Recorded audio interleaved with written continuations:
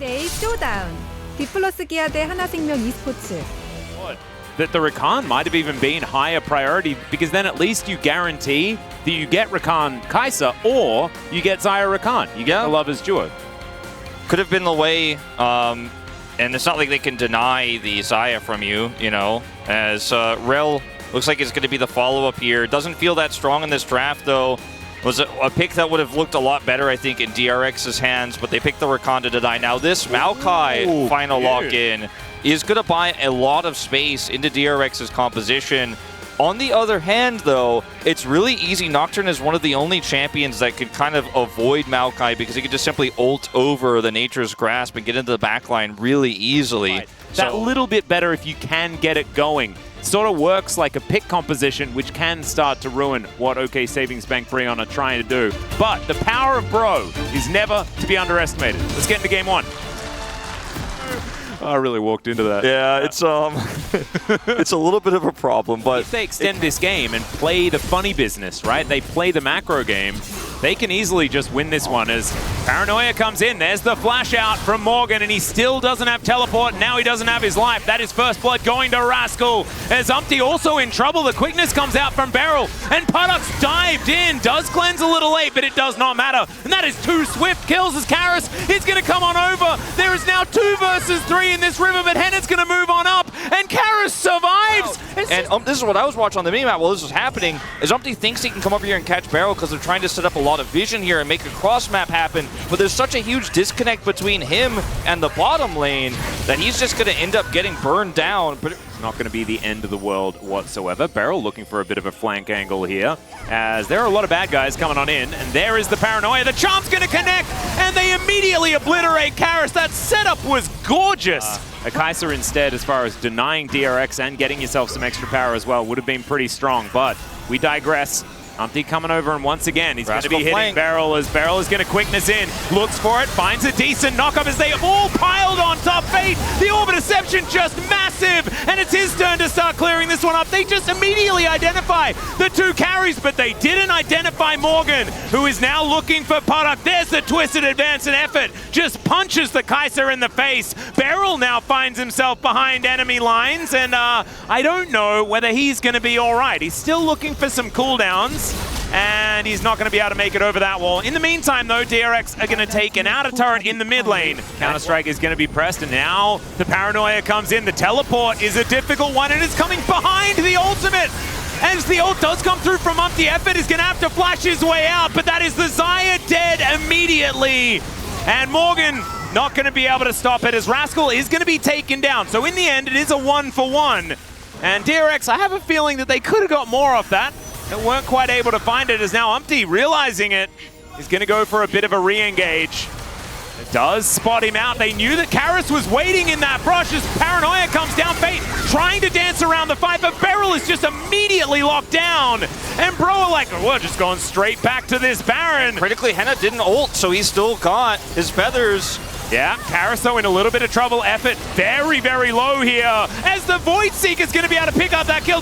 Rascal dives into the pit, but the Baron will go to Bro, but can they keep themselves alive is the question. Morgan, a massive crocodile. Fate trying to do what he can, and now it's Henna taking matters into his own hands. Rascal going to go down, but that is going to be the ace, and DRX will win it out in the end. Bro for your whole team.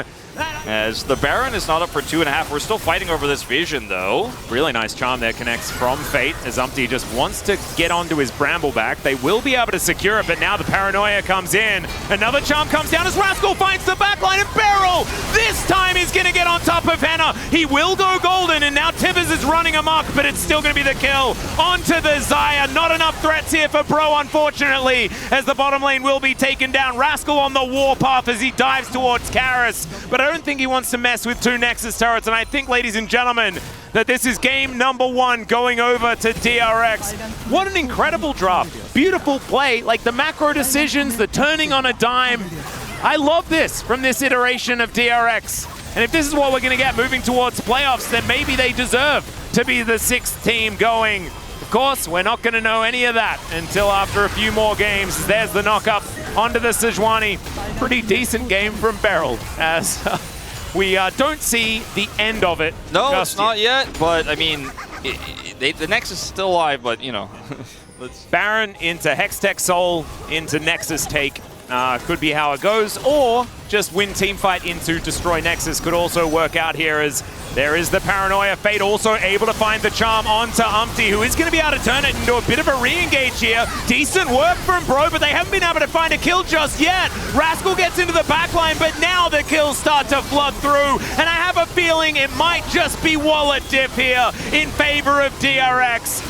It is going to be the ace. There it is for Rascal. A triple kill for Fate as well, whose Ari was absolutely amazing in this game. And finally, I get to do that voice that dictates the end of the game, and the Nexus going down, and the Nexus afterwards will actually fall down, as game number one will be taken by DRX. 6-0-11, Ari. I think we know where all those votes are going. And especially if you over-index into some fights and DRX get a Fed Jax early, the game just becomes so difficult to play out from there. And it certainly was. That is the first time I've seen such a massive Ari damage number here in this game. Fate, absolutely massive. Maybe the Fater spam gets to come back into our Twitch chat that has been a little bit absent over the last few weeks. And honestly, just in for the champion, you know, like, it is, it's a difficult one to make work, as Beryl back to an old favorite here, as Vi does mean confirmation of Rel in the support role for effort. And Beryl can now just counterpick. And so, like you were talking about, the Maokai going to be held onto, will be heading towards the jungle. Of course, isn't actually the worst pick into a Rel support, so showing that Beryl wants to have something else here up his sleeve. And there is a lot of brawl potential here for DRX. It's less on the let's, you know, take, like, in a moment's notice, follow up on Beryl, though. So I think that DRX is going to have to play this one. I think we're all leaning towards DRX comp here, especially with how easy it is to play. I would agree. I think that DRX have a little bit of an advantage. They also have a fair bit of mixed damage. Of course, Zeri does a fair bit of mixed damage. You've got Maokai in there as well to try and go against all of the AD the Bro is going to bring. Let's see how they go here as we hop into game number 2. The Cassante can tank a lot of that poke damage from the Jace. And so Croco is on him. He's in. There's the flash. Bramble Smash comes down as Karis is going to flash into the wall.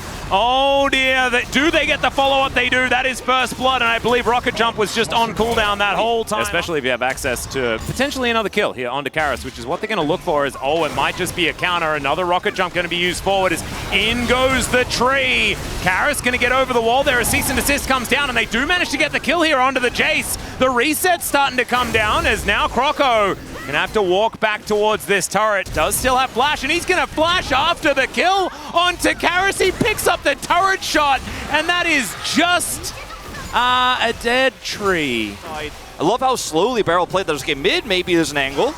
Yeah, maybe Croco not. Gonna immediately find Umpty here. Cease and Desist comes down. Karis turns up as well as the Nature's Grasp comes in. Croco trying to keep himself alive, and he will be able to do so, as now Rascal's moving in, but it does not matter. That is just a dead Tristana. And now Morgan is lit on fire as well. Oh no! He's out of the furnace into the fire here, as he's not going to be able to go through that Hex Gate. That was a bit of a pipe dream.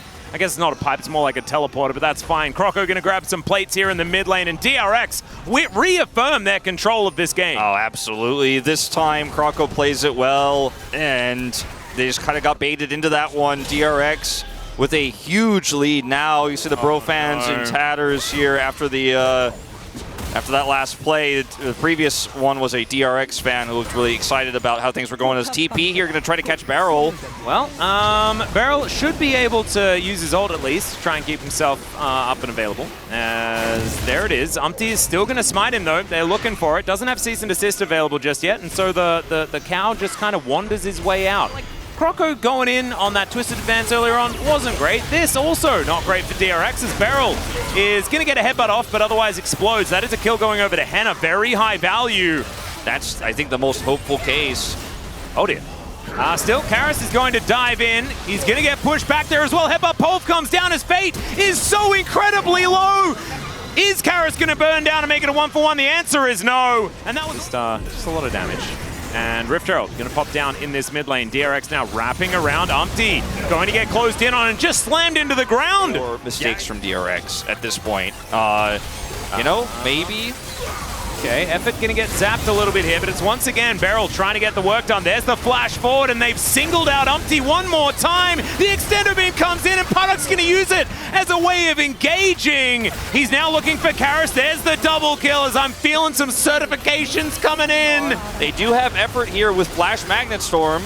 That is true, and he's going to look for Fate instead. So the Baron is going to be taken down. There's the slice over the wall. Croco doesn't have the abilities that get him over the wall, but there's the Magnet Storm like we were talking about. Beryl looks for the Pulverize. He gets it, as now Henna's getting engaged on by Rascal, who just launches his way in. Still, Effort is going to be there to try and play bouncer, but now the CC comes down. Slice, dice, and good night to Henna. And now Croco going to get engaged on it. It's a small 2v3 with not a lot of health bars for DRX, so maybe suboptimal as Karis from over the wall is trying to grab himself a handbag. And he might be able to get one, although the Gore Drinker plus Color Meek is pretty powerful. So, bro, they can't try to focus him. He's so powerful in these moments. Here's the Hex Flash attempt. Yeah, he's going to try and get it over there as the Pulverize, going to lock down Effort momentarily. Takes a lot of damage from the Extendo Beam, and now the ult comes through. Moonlight Vigil comes down, but does barely anything as Effort's going to stab Puddock, and Puddock says, what? I don't care. He's going to get Buster Shotted away. Cares about that a little bit. All right, there it is. Looks like he will. There's the Flash Pole. Magnet Storm is decent as Beryl's kind of getting cut apart as Effort does have to make his way out. Beryl's still alive, and he's just going to stay alive. It's a double for the Zeri. They're looking for even more. Their wallets are heavy. They've got a Hextech. That's it. It's a triple kill, and DRX with a clean 2-0 here, outside of a couple of kerfuffles, I guess. Maybe clean is a little bit of an overstatement, but they will still march down the mid lane. They will take out these Nexus turrets, and they will eliminate Bro from playoff contention. I'm so sorry, Bro Leavers, but they are not the team that is going to playoffs this time around in this summer. Still, they're the Bros. You know, we've seen teams like this very team, this very org. Thank you very much, guys. This is Dear for the POG interview translation. We are here joined by Fate and Beryl on the side of DRX, who is on a playoff surge. How do you feel, Fate? Like whenever we went up against OK Savings Bank Brion, we would always go up to a 3-game series, but I'm really happy that we got a clean 2-0 today. And Beryl, this is your first summer POG. How do you feel?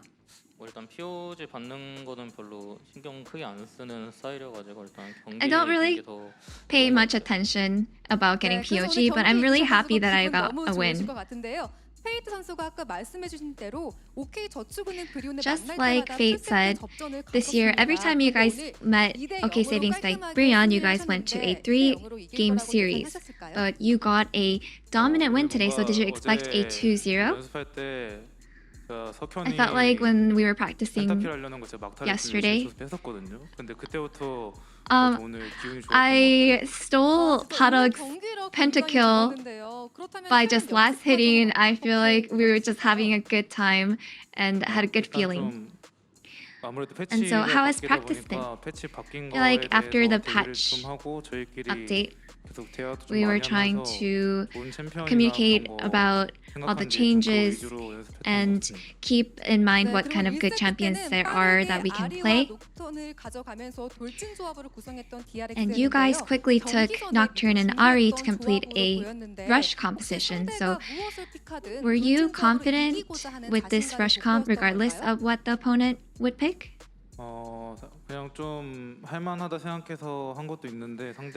We just felt like it was playable, but the last time we were up against the same opponent, I feel like we were able to go ahead and have a smoother time playing this comp against them. So what was your main game plan? Did it go well as planned? I feel like there are moments where we could have played better. There are a lot of places that I can think of that we could have made a lot of improvements on. And Fate, with you buying Magi's Soul Stealer, were you confident that you wouldn't die? I feel like I had an awkward amount of gold left, and it was just the best outcome that I could have gone for. And given that I hadn't been dying, and I haven't really seen any opening or angle that I would die, I just went ahead and bought it. And Beryl in game 2, the opponent drafted a 280 carry comp, which has a late game burst. So how did you guys manage to deal with this? Yeah, they had 280 carry comps, but they didn't really have a lot of AP comps, so we weren't too concerned. And your Alistar had great engages, but you were also very annoying with how slippery you were, escaping all those crucial moments. So do you have a secret trick on playing Alistar? I feel like Alistar has such good survivability because of his ult, and given that the opponent was all AD, I feel like given just building around their comp was very helpful. And in the voice comm, we were able to hear Beryl saying, "What's going on, Beryl? God, Beryl, you are reaching your prime form as we get closer to World. So do you notice that you're performing differently?" No, not really. I didn't really feel different, but I think everyone did pretty well today. What about you, Fate? Did you think that Beryl was doing a little better? I like Beryl tends to really show up when it matters. But I feel like compared to all the recent matches, he was very impactful in today's match, especially. And now, your last match in the season will be against KDF, Guangdong Freaks, which is an opponent you guys must win against to make it to the playoffs. So what are your resolutions?